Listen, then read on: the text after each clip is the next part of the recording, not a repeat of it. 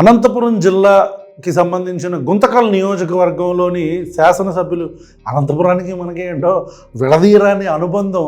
మొన్న Anantapuram urban MLA మా అభిమాన ఎమ్మెల్యే శ్రీ దగ్గుబాటి వెంకటేశ్వర ప్రసాద్ గారు, ఆ తర్వాత సింగనమల శాసనసభ్యురాలు ఆవిడ, ఆ తర్వాత మళ్ళీ ఇలా వరుసగా వస్తూనే ఉన్నాయి. ఏంటో మరి, సరే చూద్దాం ఎటు వెళ్తాం మనం.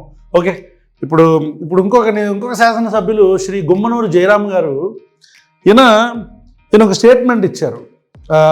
ఏంటో ఒకసారి మీరు చూస్తారా? చూడండి. నేను పోయిన తర్వాత అది ఇది అని చెప్పి రాస్తే మాత్రము మరి మీరే అన్నారు పట్టాల మీద పండు పెడతారా. మరి అది లేకపోయినప్పుడు మీరు నిరూపించకపోతే పట్టాల మీద పండు పెట్టే కూడా నేను సిద్ధంగా ఉన్నాను. ఎందుకంటే నాకేం లెక్కలే, అన్ని విధాలుగా చేసి వచ్చినోడిని. రాసుకోండి. ఇప్పుడు స్టేట్మెంట్ అన్నారు కదా, గుమ్మనూరు జయరామ్ గారు, మేము యాక్చువల్గా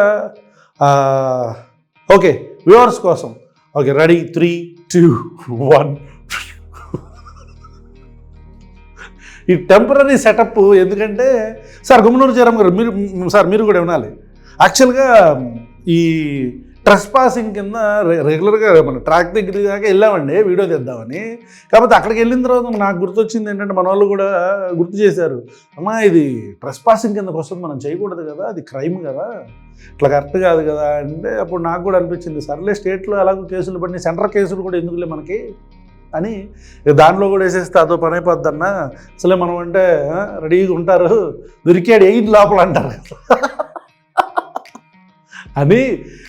కొంచెం వ్యూవర్స్ కూడా కొంచెం మీరు అడ్జస్ట్ చేసుకోవాలా మరి రైలు పట్టాలని ఏంటి.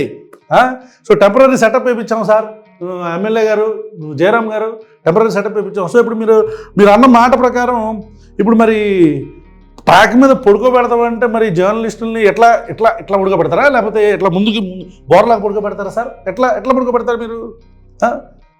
లేకపోతే పడుకోబెడితేనే కంఫర్టబుల్, కూర్చుంటే కూడా కంఫర్టబుల్లేనా సార్? చెప్పండి.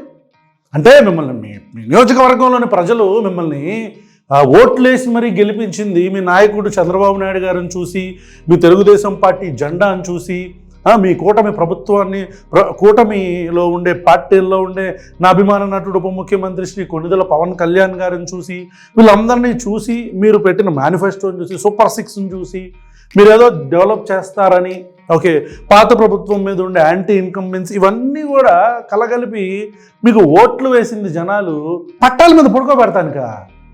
ఛా, మాకు తెలియదులే, పట్టాల మీద పడుకోబెడతాను మిమ్మల్ని ఎమ్మెల్యేగా చేశారా? వ్యూవర్స్కి చెప్తున్నాను, ఎమ్మెల్యే గారు అలా మాట్లాడటానికి కారణం ఏంటంటే, ఆయన మీద ఒక వార్తాపత్రికలో కొన్ని న్యూస్ ఛానల్స్లో కథనాలు వచ్చినాయి. ఏంటంటే ఆయన సహోదరుడికిను, అంటే ఆయన తమ్ముడికి, వాళ్ళ బ్రదర్కి, అండ్ అంటే వాళ్ళ బ్రదర్కి సంబంధించిన కొన్ని ప్రాజెక్ట్స్, లేకపోతే దోపిడీ జరుగుతుంది, కబ్జాలు జరుగుతున్నాయి, వీటిల్లో వీళ్ళ బ్రదర్ ఉన్నారు అని కొన్ని ఫోన్ కాల్ రికార్డింగ్స్ అన్ని బయటకు వచ్చి వాటి మీద కథనాలు ప్రచురించినందుకు జర్నలిస్టులకి వార్నింగ్ ఇచ్చే ప్రాసెస్లో పట్టాల మీద పడుకోబెడతానంటున్నారు ఎమ్మెల్యే గారు. సార్ మీరు ఎలా, అదే నాకు అర్థం కాల, పట్టాల మీద పడుకోబెడుతుంటే అంటే ఇట్లా అడ్డంగానా లేకపోతే నిలువుగానా, అంటే ట్రాక్ మీద ఇట్లా ఎట్లా, అది తెలియదే. అదేంటది, ఇంతకుముందు ఎన్ని చేసి వచ్చారని పట్టాల మీద మనుషులను పడుకోబెట్టారండి మీరు? అంటే పట్టాల మీద మనుషులను పడుకోబెట్టేవాళ్ళ మీరు ఇంతకుముందు శాసనసభ్యుడిగా లేకముందు? ఇంతకుముందు చేసి వచ్చానంటున్నారేంటి సార్? మీకు ప్రజలు ఓటేసింది జర్నలిస్టుల్ని బెదిరించడానికో, లేకపోతే పట్టాల మీద పడుకోబెట్టి ఏదో చేస్తామని చెప్పని మీరు ధమ్కీలు ఇయటానికి కాదండి. ఈ విషయం మీకు కూడా తెలుసు కదా, మరి ఎందుకు అట్లా మాట్లాడతాం చెప్పండి? చేతులు కాలాక ఆకులు పట్టుకోవడం అంటారు చూసారా, అట్లాగా మళ్ళీ అయిపోయిన తర్వాత మళ్ళీ మీ పార్టీ అధ్యక్షులు ఆయన మమ్మల్ని మందలించడం కావచ్చు, మళ్ళీ మీరు వచ్చి నేను కొన్ని ఛానల్స్ అయితే అంటారండి. అంటే ఎలా కనపడుతున్నారు నాకు అర్థం కావట్లా జర్నలిస్టులు మీకు.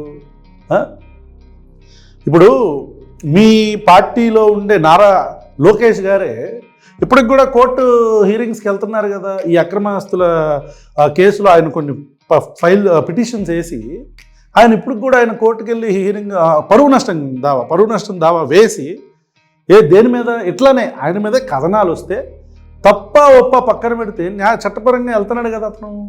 అట్లా మీరు ఎందుకు చేయకూడదు? అట్లా మీరు ఎందుకు చేయలేరు? మీ నాయకుడే కదా మీకు ఎగ్జాంపుల్, అతన్ని మీరు ఎగ్జాంపుల్ తీసుకోవాలా. ఇదేంటిది పట్టాల మీద పడుకోబెడతాను? అరే రే రే రే సార్ జయరామ్ గారు, మీరు అంటే మేము ఎప్పుడు కూడా మీ నియోజకవర్గం మీద పెద్దగా ఎప్పుడు ఏం మాట్లాడలేదు, కానీ అంటే I don't know, but this is not the way how you behave Jayaram గారు. ఎనీవేస్, మీరు మాట్లాడి క్షమాపణలు చెప్పడం అనేది, దానిలో కూడా సెలెక్టివ్గా కొన్ని ఛానల్స్ మాత్రమే అన్నాను అని అంటాం, ఇవన్నీ కూడా ప్రజలు అబ్జర్వ్ చేస్తున్నారు.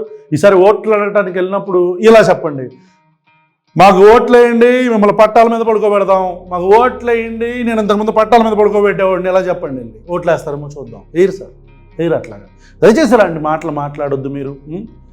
అనంతపురం జిల్లాలో ఉన్నారు కాబట్టి, అదేంటి అనంతపురంలో ఉంటేంటి ఎక్కడ ఉంటేంటి, ఇలా మాట్లాడకూడదు కదా ఎక్కడున్నా. సరేనా?